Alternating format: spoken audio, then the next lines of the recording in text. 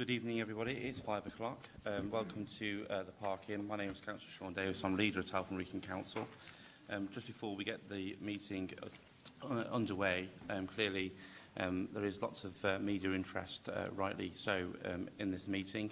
It is being recorded for members' benefit, and the meeting is also being live streamed on the Council's social media Twitter account. There will be an opportunity at the end of the meeting for members of the public to ask any questions that they wish to give. That is going to be for members of the public. Clearly, councillors will be meeting in due course to discuss this issue, and councillors will have an opportunity to speak at that occasion. And there are also, of course, opportunities for the media, if you haven't already done so, to speak to members of the council, if you so wish. How I'm going to chair this meeting is that we're going to go through a report by the Director of Children's Services, Clive Jones, who will take us through the detail of that report. Members of the Cabinet and the two group opposition leaders who join us at Cabinet meetings will have an opportunity to contribute to the meeting. And then we will move to a decision in respect of the recommendations on the Cabinet report. First of all, can I just say from the Chair, there's been lots of discussions about what we disagree on here in Telford Wrekin. But I think, talking on behalf of us all, I hope, there is a complete commitment, whichever way in which we do this in terms of an inquiry, that we do get to the bottom of the questions that remain unanswered. Questions that go back, in some cases, 20, 30 or 40 years, or even more recent questions. And the point of disagreement is the point of how we best get to that position. But I think we need to all ensure that we never lose sight that those people who live in Telford Wrekin, who have lived in Telford Wrekin for some time and will continue to live in Telford Wrekin for some time, have a major interest in ensuring that we get this right for victims and survivors, and that any lessons that can be learned are learned, any resources that need to be diverted into support services or more measures will be done. And I hope that we don't lose sight of that throughout this meeting or indeed coming meetings. I hope that we can all agree that this is not party political. This issue goes far beyond that, and I hope that we all can keep to that during today's meeting. So, as I said, what I will do is invite the Director of Children's Services, Clive Jones, to go through the report, and then I'll open up for questions. But before I do that, I do have to go through some formalities. We do have one apology from Councillor Ray Evans, if that can be recorded. Are there any declarations of interests? No. And then the minutes of the meeting held on the 15th of March, which was the last Cabinet meeting, I'd have a mover for those. I'll just sign those in due course. So, Clive, if you could take us through the report, Tackling Child Sexual Exploitation Together. Thank you, Leader. First of all, I'm aware that there may be some victims and survivors in the room tonight, or listening into or viewing the screen that's going out. If following the meeting anyone requires support, advice and guidance, then please call our Family Connect team. There are posters around the room for those that are in the room with a telephone number on there. But the number is 01952 385 385. The team will be there tonight to take calls through until 7 o'clock. I should also say that the police can be called on 101, or if there's a crime being committed, a CSE crime being committed that people want to report, then obviously they can use 999. The purpose of the meeting tonight is for Cabinet members to receive an update on all the multi-agency work over the last 12 years in Telford Wrekin to protect children and young people from sexual exploitation. The report also welcomes the Truth Project to Telford and encourages anyone having experience of child sexual exploitation, either as a victim, survivor, or as a parent, guardian, or friends, speaks of their experience to the Truth Project. The report details the continuous improvement through learning that has taken place over the last 12 years and restates the Council's commitment to making further investment into this key priority, in particular to support the Truth Project and to plan for increased demand for support that may arise as a result of increased publicity, public awareness of this awful crime. The report outlines the inquiry options and their relative advantages and disadvantages that could provide the answers that everyone is looking for in respect of historical child sexual abuse cases. This includes recent announcements from the Independent Inquiry into Child Sexual Abuse, ICSE, and the current position in regard to approaches made to the Home Office. The report suggests that a final decision is better made by an independent review after all this information is collated and a final decision about the National Inquiry has been made. The report contains 8 recommendations. Cabinet are asked to commission an independent agency responsible for developing best practice to come to Telford to do a health check of existing working relationships and practice in respect of CSE, child sexual exploitation, to agree the submission of a bid for central government funding and commit further council and police and crime commissioner resources to fund more frontline work supporting local victims and survivors, to welcome the Truth Project to Telford and commit council funding to enable it to be as effective as it can be whilst it is here, to consider the best way of providing answers for victims and survivors once the Truth Project has reported and ICSE and the Home Office have confirmed whether or not they will be holding a statutory inquiry. Write to the Minister for Transport to demand more work is done to follow best practice developed in Telford in regard to CSE in their licensing conditions. Thank you, Chair. Thank you, Clive. And just for the purposes of the meeting, the recommendations can be found at page 2 of the report from 2.1 to 2.8. So if I can bring in at this point Councillor Paul Waller. Thank you, Leader. This report clearly lays out the work we've been doing and plan to do in the future.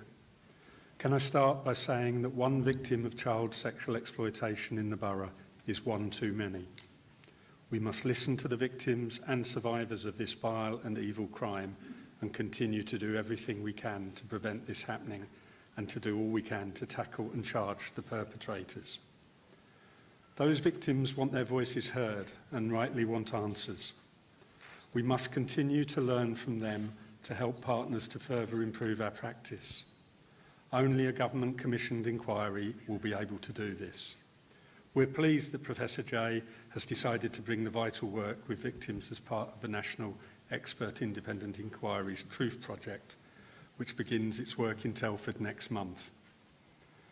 It has the skills and resources to do this, and to do this as quickly as possible. Sadly, I cannot sit here tonight and say that child sexual exploitation is not happening. It's happening here just as it's happening in every town and city across the UK.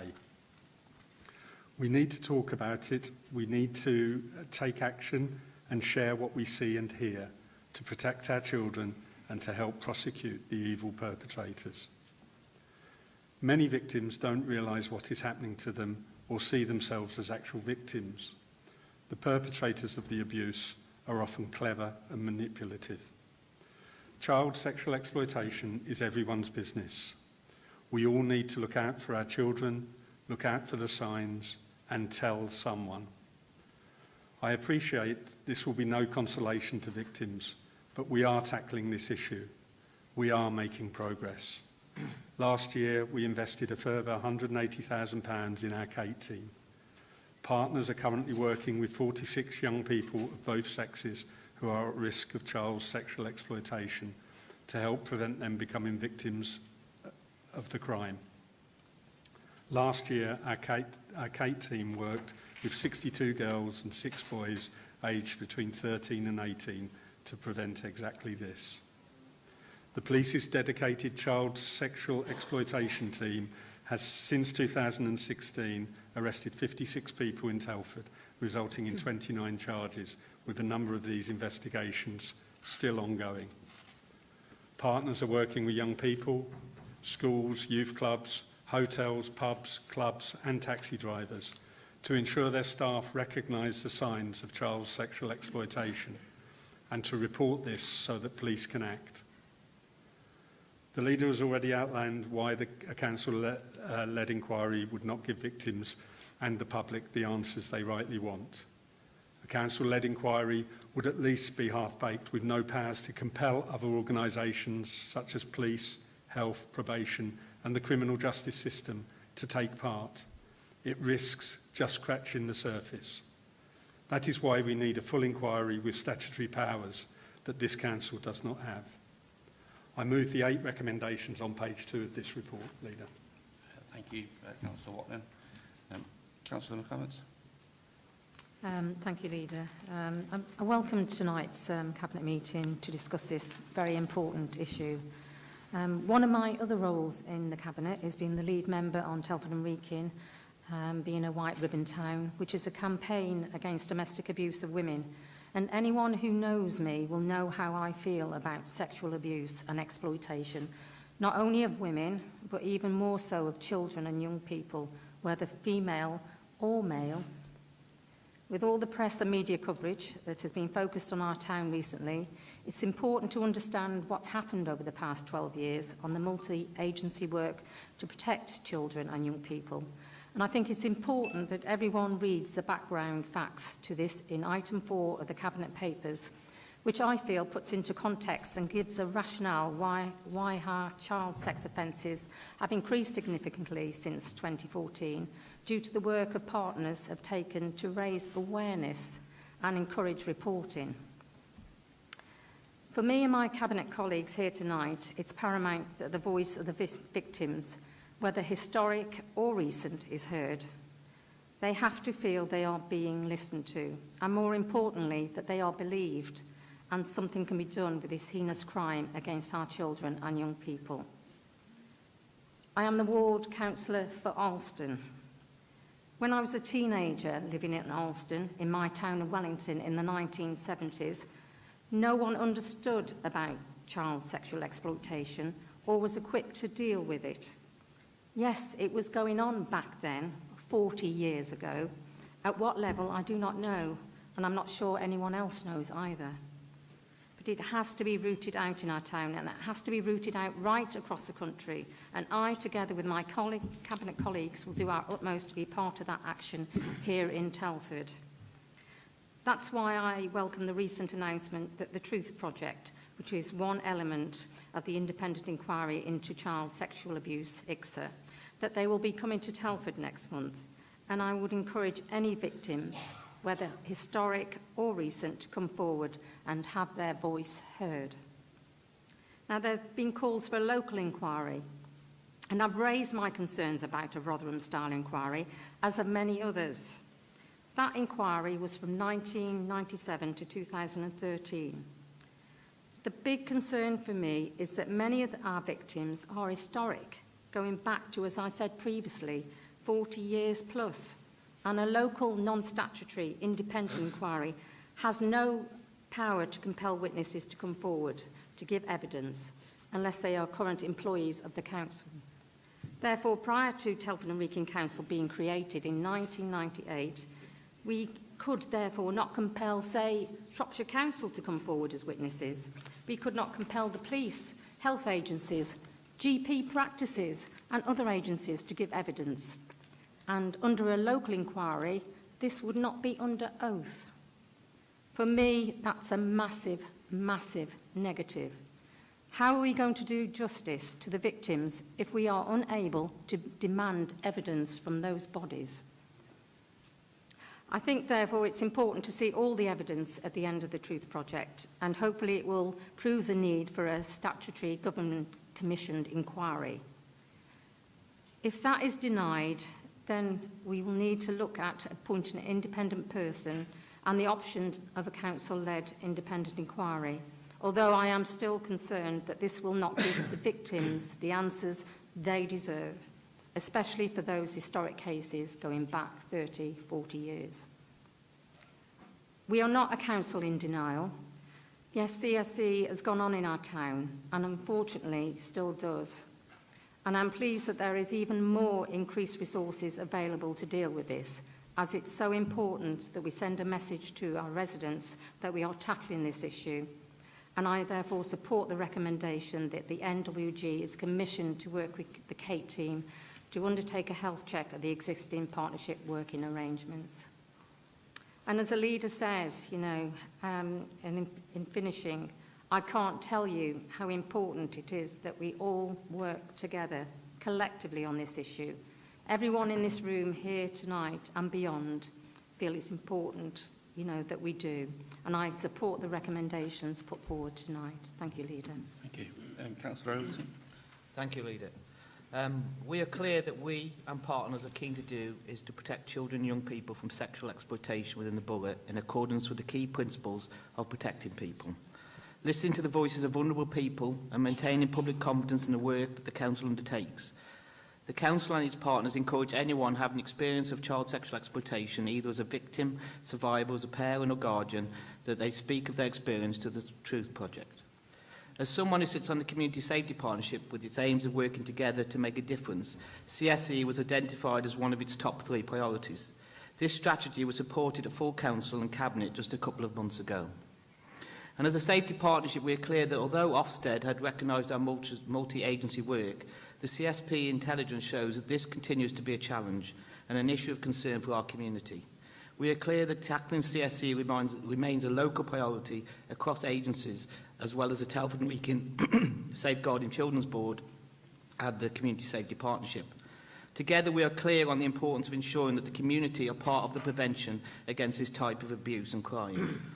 All agencies are focused on reducing the fear of this crime and enabling the community to identify and report it. And the CSP will report to enable the community of Telford Wrekin, including those who work here, to have an awareness and understanding of CSE and its local context, feel they are able to report it to the police or the local authority, are assured that any identified offender will be dealt with robustly, and have a level of confidence in reporting CSE. We also have a robust approach to taxi licensing as well, as in Telford and Wrekin we have CSE training as part of the driver licensing scheme. Sadly, this is not done in neighbouring authorities, with some operators lawfully subcontracting bookings to operators from other areas. This, of course, creates difficulties. I did write to the Minister about having national standards in driver training to combat this, and we will, of course, chase this up. Of course, some of the stories we've heard in the national media seem to be historic in their nature, predating this administration and even predating the Borough Council. Some of the issues identified in the media talk about GP practices and other agencies around at the time having intelligence that this type of crime was occurring. Clearly, to make sure that those people, those agencies, those with that type of knowledge can be made to come forward and to give their evidence requires an inquiry with teeth, one that has a wider remit than one we could commission ourselves, and one that has the power to make those people give that evidence. We all need to understand the failures of the past. We have to do so so that this type of abuse doesn't happen again. And let's be clear, it is just not a Telford issue, so any learning must be shared. That is why we must have an independent inquiry. We don't want it to be seen as a closed shop or us marking our own work. And for the record, can I reiterate this as someone who has been subject to social media posts? This issue should be above party politics, as it is the victims that we should be focusing on, and the learning processes from them to make sure these awful criminal acts are stamped out, that no one has ever said there should not be an inquiry into CSE. Thank you. Councillor Overton, if I can go to the group opposition leaders first. Councillor Reid, then Councillor Thomason. Thank you. Right, thank you very much, Chairman. Before commenting on a number of issues contained within the Cabinet report, I would like to recognise the dedication of members of Telford Wrekin's Kate team for the work they've done with other agencies and their support as well of abuse victims. However, I now wish to deal with some of the issues raised within the administration's rather skimpy report, which was only hurriedly placed before us this morning. The first important issue is picked up at 4.2 and concerns Telford having the third highest rate of sexual offences at 2.6% per 10,000 population. The paragraph goes on to assert that this extremely high figure is due to the success of the borough working hard with victims and generally raising awareness within the borough. To state this to be, and I quote, "a measure of success is both dangerous and foolhardy. It is an assumption that the Council cannot make because at the present time this administration simply does not know and has no way of knowing whether it is true or not. There is no proof that the two go together. It's like saying that instances of burglaries are high in Telford because we're good at raising awareness at housebreaking." Let me recite a headline quoted from the Council's own scrutiny investigation, which was completed by councillors 2 years ago. And again, I quote, "The biggest problem is how many more cases are just not known about. Although we're now told that this was one of the so-called 2 independent reports into CSE in the borough, councillors were absolutely correct to be very concerned about this issue. Even 2 years on, we simply do not know, or I believe understand, the full extent of CSE issues within the borough. Far from being a measure of success, this is more a measure of don't know. What is more worrying, I do not see any desire by this council's administration to challenge this dangerous assumption or take fundamental steps to establish the true scale and nature of what we may be facing.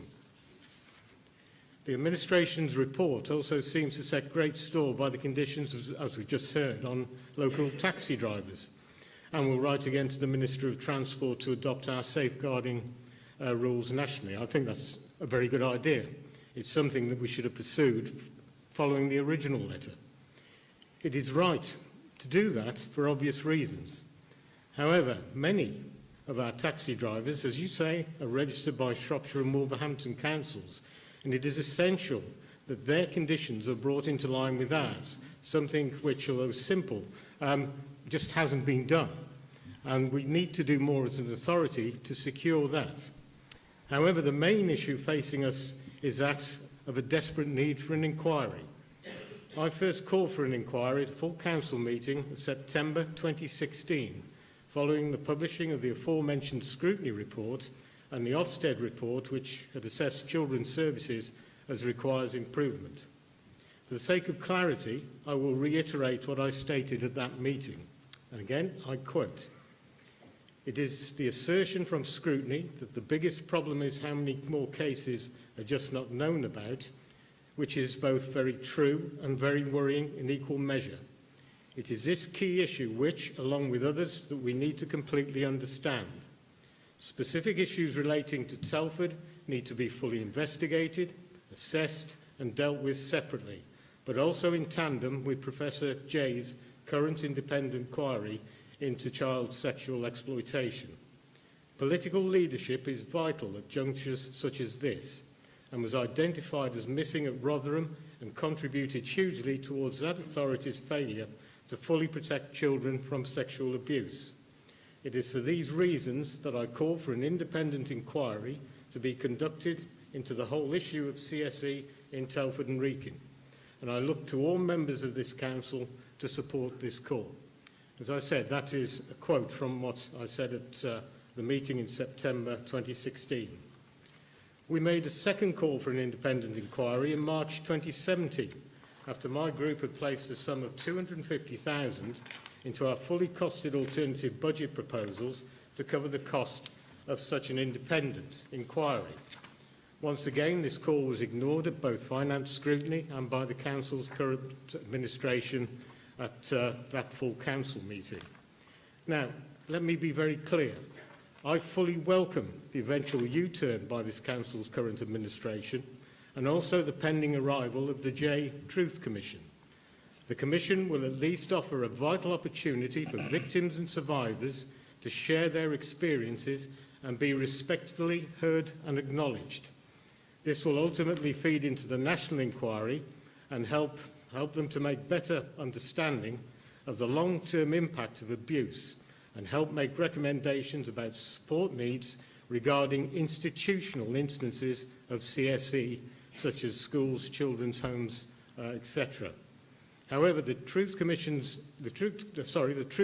is only one part of the J inquiry, and although it will eventually help inform the J inquiry's decision whether or not to visit Telford, this whole process will take a considerable time and may not report for several years. This brings us back again to the issue of a local independent inquiry, which we require now, not in 3 or 4 years' time. The advantages of using a non-statutory inquiry include greater flexibility to adopt processes and procedures and would allow terms of reference to be set independently of the Council. The presumption that such an inquiry would sit in public. The probability that such an inquiry would be completed within a shorter time period, contain less involvement of lawyers and with a subsequent saving of costs, and it would help form the terms of reference for the future J National Inquiry. Such an inquiry served Rotherham very well. If it is good enough for them, why does our community, the victims and survivors in Telford and Wrekin, not deserve the same level of recognition, respect and support? Although a local inquiry does not have the power, as has been said, to compel organisations or indeed individuals to give evidence, such absences will be open to the full glare of publicity and could later legally be compelled to give evidence to the National J Inquiry.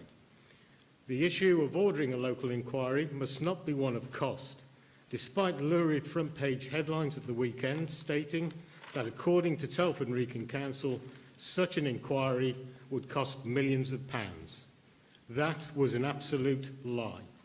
The Cabinet report before us now puts a figure of £350,000 to commission an independent inquiry, although I have to say that the cost to Rotherham was only £123,000.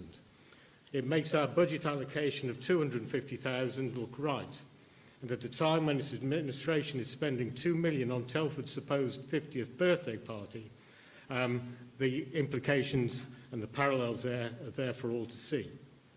Even so, despite costs, what price do we put on the future protection of our children in the borough? What price do we put on listening to and respecting the victims and survivors, both past and present, of CSE in the borough? What price do we put on acting decisively right now and announcing that the local inquiry will be put in place straight away? I personally do not want to hear any more excuses from this administration, or indeed a rustle as they hide behind Professor Jay's skirts. I want this council to do the right, proper and decent thing and put in place an inquiry which will investigate past and present circumstances and guarantee victims and survivors alike the ability to give their evidence and experiences in private, with respect and decency. As has been said, this is not a party political issue, as I find myself in full agreement with the Rotherham Labour MP, Sarah Champion, who has also rightly stated that this authority should hold a local independent inquiry, while I find myself in full disagreement with the Conservative West Mercia Police and Crime Commissioner. This administration must remember its stated principles of openness and honesty, fairness and respect. We're all elected councillors and corporate parents, and our guiding principles must be about justice and truth and serving the community. I remain at a complete loss as to why you have failed to commission a local independent inquiry 18 months ago and why you are failing to do so now. However, I give this personal promise. A change of administration at Telford and Wrekin Council will bring with it the immediate commissioning of a local independent inquiry. As a previous leader of this authority, that will include the role of myself and Cabinet members between 2007 and 2011, at the time of Operation Chalice. Collectively, we cannot continue to resist what is right and proper. We really, as a council, have to do the right thing. Now, if you're serious about this, and it says on the head of that report, working together, then take this opportunity, do the right thing, and put a local independent inquiry in place right away. Thank you, Councillor Reid. Councillor Tomlinson. I'll be brief, Chair, because I think most has been said already. The most important thing that could come out of this is that victims are listened to, that victims feel that they can come forward and tell us what's happened in their lives, and that we can also try and prevent this happening in the first place. It's beholden upon us, particularly as opposition, to hold the administration to account on behalf of the public that are out there. The method about how we can hold that to account, I'm still undecided on. I've listened to what's been said in terms of holding a local inquiry without the powers, believe that we're being told. I really do welcome the J inquiry that we're told is coming. I think I'm thankful for officers who've pushed for this to come earlier than was being originally timetabled, as other authorities, well, I think, were further up the list than we were, and probably because of media coverage and everything else, let's be honest, it's been put further up the list. I really welcome this. If this can give those victims an independent way of saying how they feel about how they've been treated, both by ourselves and by the police, I really welcome that. I think all of us here realise that as a local authority with responsibility to the public, we have got to be seen, not just to be doing things well, but be seen to be doing things well, and people need to have confidence in us. To that degree, I would welcome an independent inquiry that isn't necessarily instigated by ourselves, because everybody can say, well, if you instigate an inquiry yourself, how can it be independent? I'm still considering that, but I really do welcome the Truth Project coming, which would then could feed into the later J inquiry. I also travelled on a train today and was chatting to a lady there who works for the council, and she was almost embarrassed to say that she works for the council, which I think is such a shame. I think for all those people that are working on this council and working with the police, who've erstwhile really worked hard to support those people as much as they can, they deserve our support. They can get caught up, if we're not careful, in the cross-party fire and the media coverage that can come on, and it can make them feel absolutely terrible. The vast majority, predominantly, are women who are doing this job, supporting these people, and they deserve our applause, the majority, who are doing this to their absolute topmost ability. And I'd like that to be recorded today.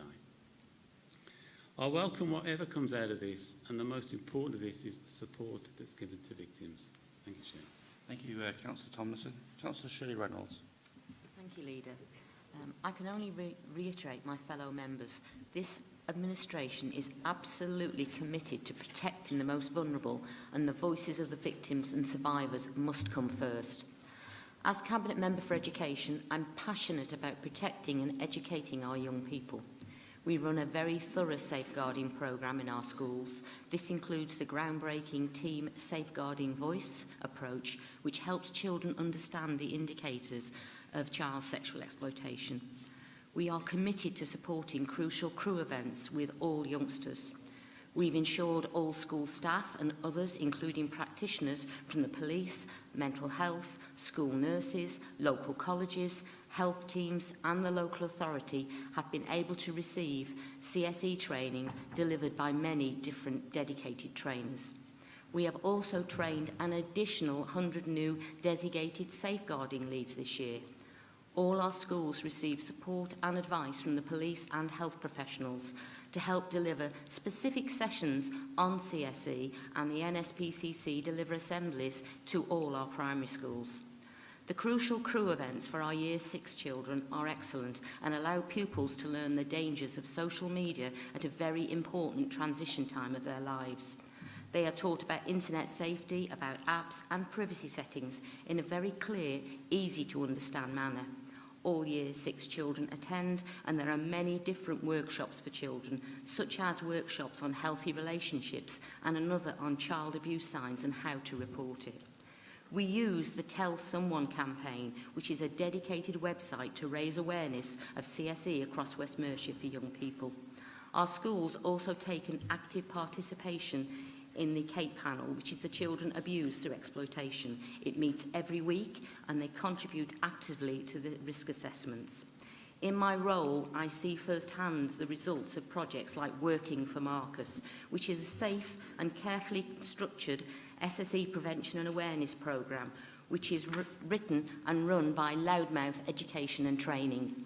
Loudmouth are safeguarding specialists. I attend this theatre in education performance and workshop, which is part of a holistic education package that includes young people's sessions and pre- and post-performance lesson plans, making sure that our youngsters are fully informed and professional help is available to them at any time and in any place. I'm fully committed to leaving no stone unturned, ensuring our current practices are as good as they could be and that we learn from others. A government-led inquiry is the most thorough and can compel other agencies and witnesses to attend. I cannot stress enough that if victims and survivors are able to, they tell their story. They deserve the chance to do so. And the Inquiry's Truth Project will give them that chance to do so. This inquiry has the expertise and the power to go back beyond 1998, something that is imperative if historic abuse and institutional failings dating back 40 years are to be investigated. Child sexual exploitation is everybody's business. We all need to look out for our children and any signs and tell somebody or report it immediately. We are committed to protecting the most vulnerable and ensuring the voices of the victims and survivors are heard. I therefore fully support this report. Thank you, Councillor Reynolds. Councillor Lee Carter. Thank you, Leader. I guess I've thought about this and thought about why I got into politics in the first place. I did that primarily, and I think everyone at this level of politics does so because they're proud of their town. I'm proud of my town. I'm proud of Telford. I love this great town. I love representing the people of this great town, some of whom are in this room, some of whom I've grown up with. And this role has never really been about being a councillor, a cabinet member. It's not about titles, it's not about roles. They're meaningless. Actually, it's about being a good public servant, doing good public duty with honesty and humility. And throughout the last couple of weeks, I've been trying to find a word about this mixture of anger and sadness that I feel, and I think the community feels about what has gone on. And I've arrived at despair as being that word. Despair at the despicable crimes committed against members of our community. Despair for the victims and survivors, all of whom were children when those crimes were committed against them. I feel despair that our community now perhaps feels a little less safe than it should do, despite all of the work that I know is going on to make sure we do everything we can do to eradicate this horrible crime, but also deal with it when it does happen. I feel despair that some of the good work going on by social workers and our Kate team in particular is being overlooked because of some misleading statements about the effectiveness of their work. I feel despair that there are some suggesting an inquiry commissioned by the council will provide the answers that the community want, and it won't. I've heard Rotherham quoted, and if you look at Rotherham, in total there were about 6 different inquiries in Rotherham. And the last thing that we need to do now as a council is to have an angry and hurting community made to hurt even more and be even more angry because we followed a course that doesn't provide them with the answers that they want. But despair, I guess, is only a word. Now it has to be about action, and it needs to be about action. And I look at this report and actually what it says in this report, and I would urge everyone to look at what it says in this report. And firstly, I'm a pretty simple person. I judge things on their guiding principles. And the guiding principles in this report are set out. Those guiding principles are that it's paramount that the victims are heard, their voices are heard, and that they come first. And that we do what we can to maintain public confidence, and that we continue to do what we can to protect the most vulnerable in our community. And I'm pleased that this report sets those things out. The victims' voices must be heard. They must come first. And in respect of that, I look at this report and I see that we've put extra additional financial resource on top of extra additional financial resource over the last couple of years for ongoing support of victims for as long as they want it and need it. And I absolutely support that. I also welcome the National Inquiry Truth Project. Let's make no mistake about this, that is absolutely the best possible project we could have secured as a council to come to our town to allow each and every one of those victims to come forward in a confidential way and be supported throughout that process and afterwards. This work must be allowed to run free and thorough for the sake of victims and survivors. And then second is the work around maintaining public confidence and protecting our most vulnerable in the community. And again, the work of the national charity, the MWG, that is set out in the report to review these processes and procedures must be allowed to happen. There must be a review of what we're currently doing so that the public can have confidence that we're doing absolutely as much as we can. And I'm also pleased that there is more finance to support the excellent work of the Kate team. And I guess then there's the issue of the inquiry, and I've been bouncing this around. We've known for years as a council that the National Inquiry will come to Telford. Let's make no mistake, that its scale, its size, the resources that it's got available to it, its powers, means that that will dwarf anything that our council can do. And that is agreed. And if you don't believe me, go and ask the MP for Telford. Ask her if she thinks that a local inquiry should still go on in Telford if the national inquiry comes to Telford. Ask her that question. I said earlier that I'm only interested in serving our community and doing my public duty in an honest and humble way. And I honestly have to say that the national inquiry, I perceive it to be the only way to get close to satisfying the public demand, which is basically they want to know what has gone on in this town over the last 40 years. I would finally say that there are some unwritten commitments in this as well from us as politicians responsible for running this town. And they shouldn't be any less important, actually. They're unspoken about, they're unwritten, but they shouldn't be any less important. First of all, that every day we are committed to tackling this issue with honesty and with absolute determination. And I want to make that guarantee and that pledge to people. That's exactly what we're doing. Secondly, that we will go wherever we need to in this borough to talk to people about what is going on, what has gone on, and how we intend to tackle it. And again, that is a pledge. Wherever we need to go, we will do that. The third thing is that we will not stop, and we must not stop, until the public are confident we are doing as much as we can. And finally, that we will never stop, absolutely never stop, until there is one person who feels at risk of this heinous crime or feels that we are not on their side. We will never stop, and we must never stop. Thank you, Lee Carter. So I think everyone's had an opportunity to speak. What I wanted to do is go through the recommendations. Yeah, I'd like to pick a couple of points if I could. Well, Councillor Reid, you've had an opportunity to speak. Everyone's had one opportunity to speak. There's a number of recommendations, and I wanted to give the ability. I just wanted to take advantage over some of the comments that have been made since I spoke. Well, what I wanted to do was go through the recommendations, and I wanted to give an opportunity for members of the public who are present to be able to speak. Obviously, we're going to have a full council meeting on the 10th of April. Councillors will have another opportunity to speak again at that meeting and discuss this further. I'm sure, I know, that this is not going to be the first and last time that this issue comes to the Cabinet floor. There'll be future meetings, no doubt, around this issue. So what I wanted to do I think it's important we point out the limitations of the Truth Project at the moment, what it's doing here and reporting back to the J inquiry. That is not necessarily going to bring the J inquiry here, but you do need a combination of both inquiries to actually arrive at the answer. And the quick inquiry to get underway at the moment is a local independent inquiry. That could be done, and that could feed into the J inquiry. We really have to try and get a grasp of this. I think you made that point in your original submission. So what I wanted to just do is go through the recommendations for the benefit of people who are at home and those present.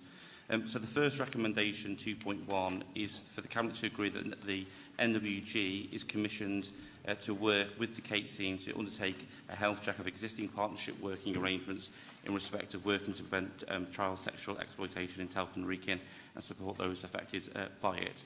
That follows the Ofsted inspection, which described the work of the Kate team as very strong, and the support and the working arrangements for the partnership is very strong. It also follows the Home Office and the Department for Education's visit to Telford, and it also supports the letter that I received from the local government minister, dated the 22nd of March, where there was a recognition from the Ministry of Housing, Communities and Local Government, together with the Member of Parliament for Telford, Lucy Allen, that the work the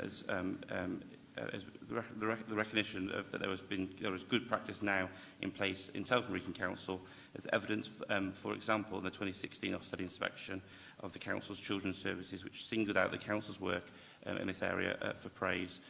That's the letter from the local government minister. 2.2 is to delegate the authority to the relevant officers in conjunction with the relevant Cabinet member to submit a bid to the Government Trusted Relationship Fund to support the Council's continuing work in this area. And that's something that we'll be working with the Police and Crime Commissioner's office on.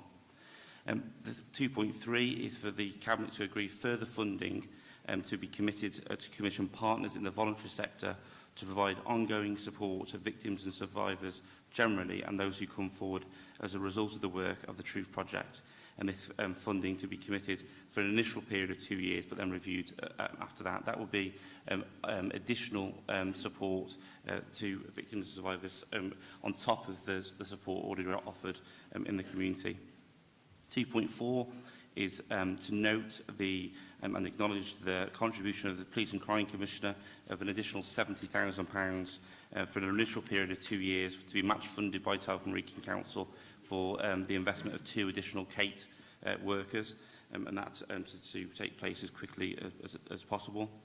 2.5 is to agree that the Cabinet should use funding to appoint a coordinator to ensure that the most effective liaison between the Council and the Truth Project can take place. And just on the National Drain Inquiry, they have not made a decision as yet whether or not they're going to come and do an institutional review in Telford and Wrekin. And my understanding is that they will use the evidence submitted to the Truth Project to make that decision. My call is very, very clear that I do believe that the National Inquiry, led by Professor Jay, should come and do an institutional review here in Telford and Wrekin and look at all institutions over a period of time that they feel appropriate. 2.5 is for Cabinet members to note the current position in regards to the National Inquiry, to support the Truth Project in any way that's possible, and to encourage victims and survivors to work with the Truth Project in that respect. 2.6, and this is important, I don't think this has been brought out enough in the Cabinet discussion, but following any decision by the National Inquiry to come to Telford or not, then the Council will commission an independent advisor to advise the Council on appropriate next steps. And that, of course, includes all options. And that would be at the conclusion of the Truth Project or at the conclusion of the National Inquiry visiting Telford. 2.7, for the Deputy Leader of the Council to write further to the Ministry of Transport on the issues around taxi licensing.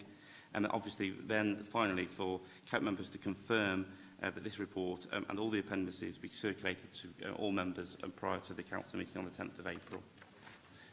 Is that proposed? Is that seconded? So all those in favour of that, those recommendations? Thank you. Thank you. So at this point, as promised, what I wanted to do is to open some conversations to the floor. Now, what I will say, as I said from the outset, that councillors will have an opportunity on the 10th of April to debate this issue, and at that meeting, members of the public will not be able to share their views at that point. So I think it's really important that members of the public are given that opportunity today. And as I've also said at the beginning, there's been arrangements with press in regards to their requests. So this really is an opportunity for members of the public to ask any questions or statements. Good evening, councillors. My name's I'm here with my wife, Angela, with other members of a global support group that we started called Telford Climate Change. This group has rapidly attracted the attention of some 80,000 followers in 2 weeks for 40 countries. What are our aims? To simply provide support to the existing victims and to provide awareness to prevent it in the future.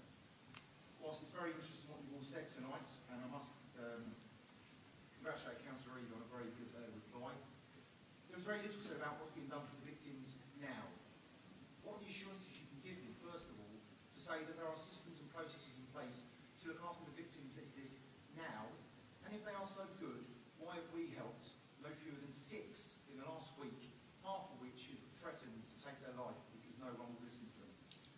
My second question that I'd like to put to you, councillors, is I would like you to address that those victims that have suffered from exploitation, who have then been penalised by having a criminal record of child prostitution, is absolutely absurd. And I would like assurances from this evening that we will look into, as a town, as a local government, to ensure that these children, as they were, who were convicted of child prostitution under the age of 16 and other offences, seriously looked into, because this is very damaging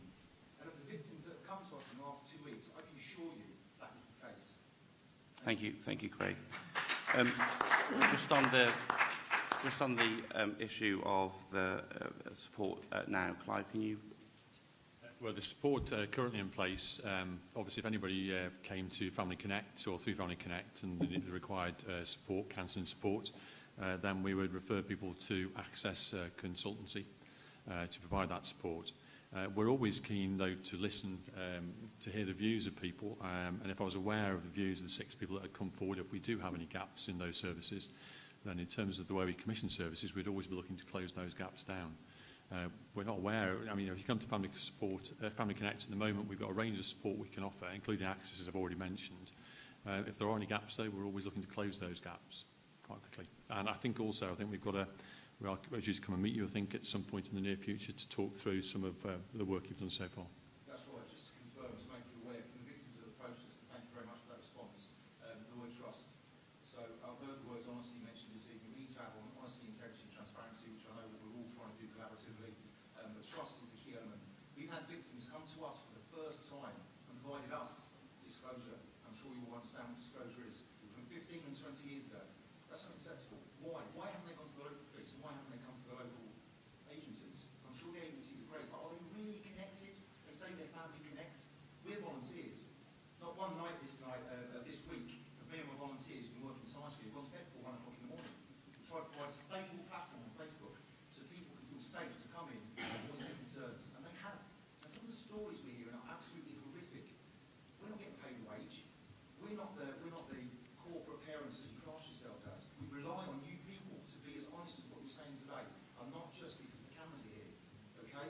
We have children, we have grandchildren. It's unacceptable. The spotlight is on us, and we need to take this opportunity to work collaboratively and make the change. Because quite frankly, my fear is that when these cameras come back next to Telford, they'll be covering a story of a victim who's not been listened to, who's in a ditch, or worse, in a coffin. Thank you, Craig. Firstly, just to pick up your direct comments, as a father to a child in Telford, I absolutely share your passion in regards to this. I live in this town, as do everybody, every councillor in this room lives in this town, and therefore, if nothing else, we have a self-interest to ensure that our family are living in a town which has the right services and support. In terms of understanding what gaps there are, as Clive said, we're meeting you and your group very soon. I look forward to that meeting. Where there are gaps, if there are learning from elsewhere, further learning, we'll do that. If there are things that hasn't happened elsewhere in the country, we need to do that, we'll do that. You know, there's nothing from me wanting to stop victims or survivors making disclosures at all. And I think there's a real opportunity as well of the J Inquiry through the Truth Project, for the first time ever acting as a truly independent organisation coming into the town to be able to do that, because I don't think that's happened up until this point. In terms of your second point, I know that there is a general campaign in respect of convictions, previous convictions of victims of child sexual exploitation. I understand the detail of that, and we'll pick that when we meet. But of course, that isn't a decision for the council, but it's certainly something that the council, either collectively or as administration, can join the voice of those people campaigning for that. I look forward to seeing you, Craig.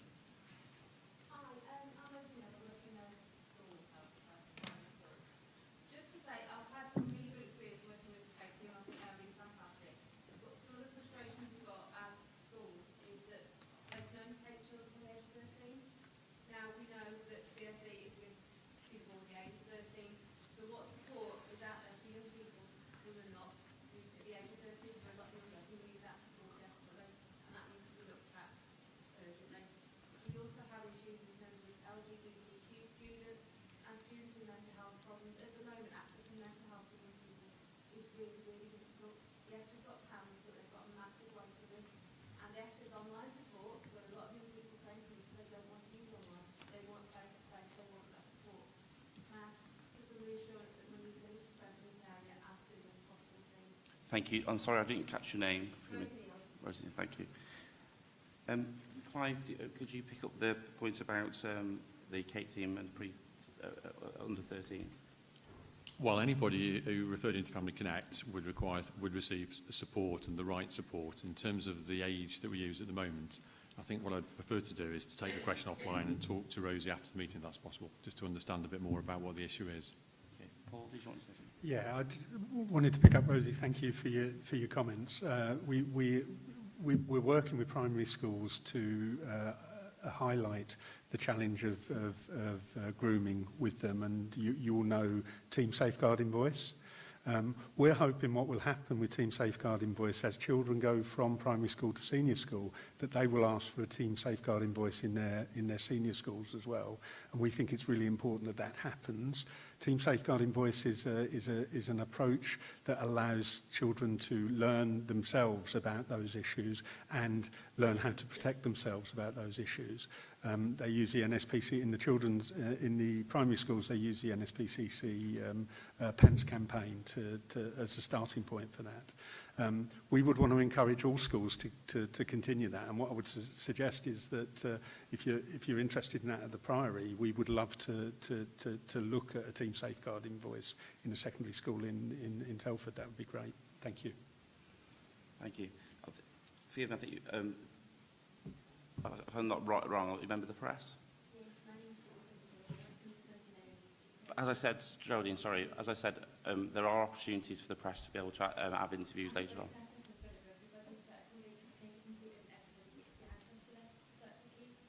You've said you showed that the Choose project coming to Telford, and that a decision will be made after that whether or not there is an institutional review of what's happened in Telford.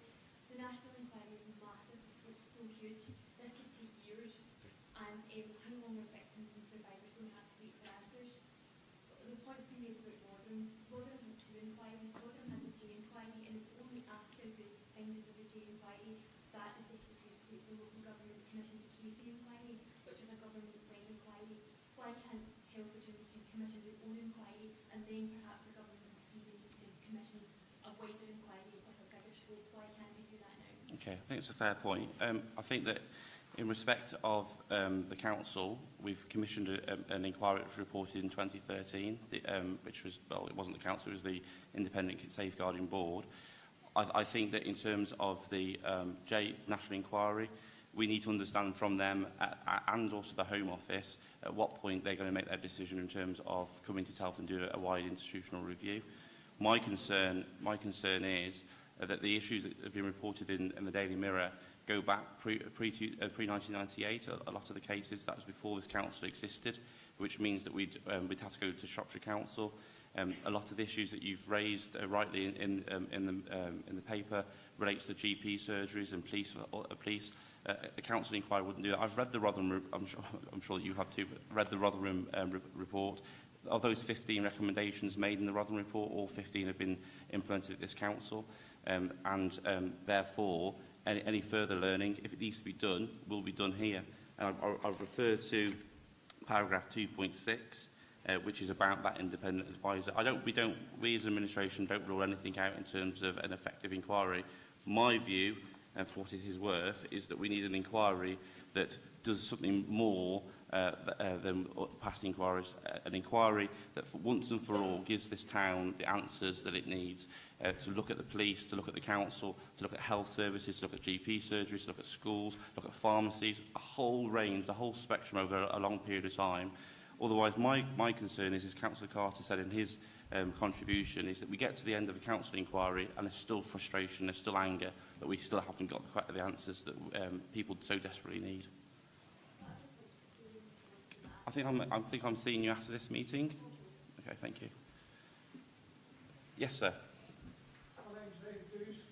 I was a councillor at Wellington at the time of Mr. Ramsey, and I reported it to Mr. local CSO, and it took 14 months before a police officer come to take a statement of me. I had cameras in my house where activities were going on, and I've got all the paperwork there where I was due to go to court, Stafford, Shrewsbury, and my wife actually worked for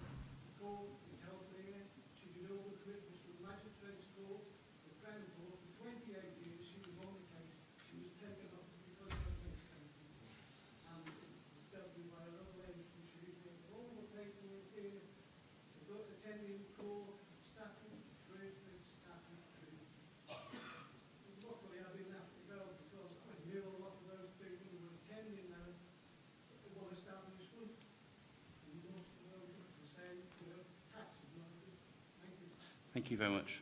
And I think that underlines the point. Unfortunately, there is nobody from the police here today to answer that specific question.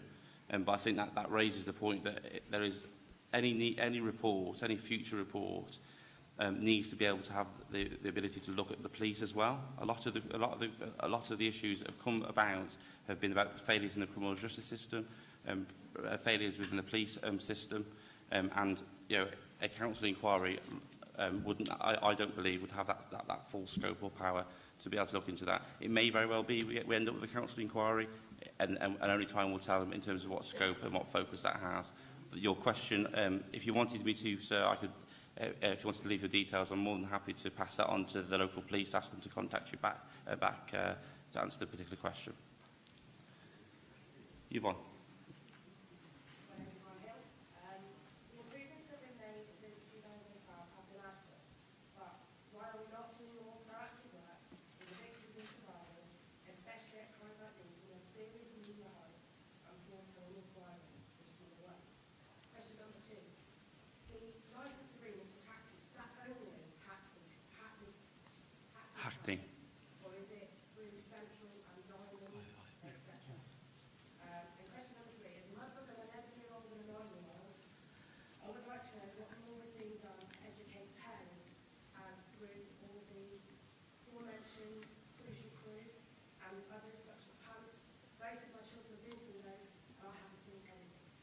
Thank you. So to pick up the second point first, was that taxes? All our drivers, when they come for a licence, that's private hire and Hackney carriages, have to do the CSE training. And that's why we're saying that the trouble with licensing at the moment is that operators can subcontract their hiring out. So a taxi firm in Telford could get somebody from Wolverhampton or Shrewsbury to do that who are licensed differently, and that's why we're lobbying the Minister there should be the same training across the board, that all taxi drivers have CSE training. So this doesn't cover Shropshire Council as well? No. Okay, and then to pick up your third point, Paul, do you want to pick that one? In regards to making sure parents are... Yeah. Well, I can say, Yvonne, that parents would be welcome to discussing, if you go to the school where your children are at and they're involved with Team Safeguarding Voice, I'm sure the head teacher and the teachers would be happy to talk to you about the process and what they've gone through and how they've spoken about these issues. So please do that. I'm happy to pick that up with you after the meeting as well. Okay, thank you very much indeed. Oh, sorry. Oh, yes, forgive me, sorry.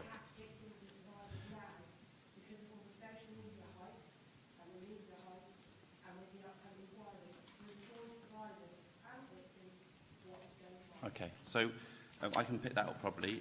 First of all, part of the Cabinet report, what we're seeing in other areas of the country where there has been the Truth Project or an increase in awareness, thankfully there has been more people coming forward to be able to explain what's happened to them. So we're going to increase the support of the Kate team to be able to support that. Clearly, by definition, the Truth Inquiry itself, the Truth Project itself, may very well have people coming forward for the first time potentially. We've done all we can, and we will continue to raise awareness in terms of people can speak to the Family Connect team, people can speak to the police. If they don't feel that they're able to speak to the council or to the police because they don't have trust and confidence in there, then there's obviously other mechanisms, including the Truth Project, to make those contact. But I think collectively, regardless of party political persuasion, there is a consensus here that the Truth Project has got a role in this, and we should encourage as many residents and people to work with the Truth Project as possible. In terms of the inquiries, there will be, at some point, won't there, we'll know whether or not there's a Home Office inquiry, the trade inquiry comes to an institutional review, or this council does a further independent review.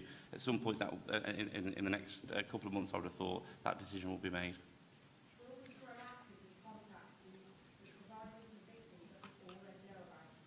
Can I just put you on that? The ones that we know about, I think the last few weeks have moved incredibly quickly, and one of the things that's been mentioned tonight already is that additional resources will be put in to providing additional support, if you like, to support some of that. We recognise there's a need for support for the victims and survivors that are now coming forward. I think we also recognise the need to try and promote to all those people that are victims and survivors how to access that support. Initially, at this point in time, my advice would be to contact Family Connect 385 385 to actually have a conversation with our team, and we can then establish those support needs and ensure that everybody's put into the right, into the right, going in the right direction and gets the support that they actually need. As the leader's already said, I'm also aware that the Truth Project itself brings with it support and makes support available to people that come towards the Truth Project. Now, I'm not the Truth Project, I'm not ICSA at all, they're totally independent. I am aware there's going to be a lot of awareness raising over the next couple of weeks in that respect. So I think there's a number of ways that we can answer the question really. But if there's an immediate need and it's not being met by any of the groups that have been talked about already, then please contact Family Connect or come and talk to me personally afterwards and we can see what we can do. Right, thank you very much. I'll therefore formally close the meeting. Thank you. Good evening.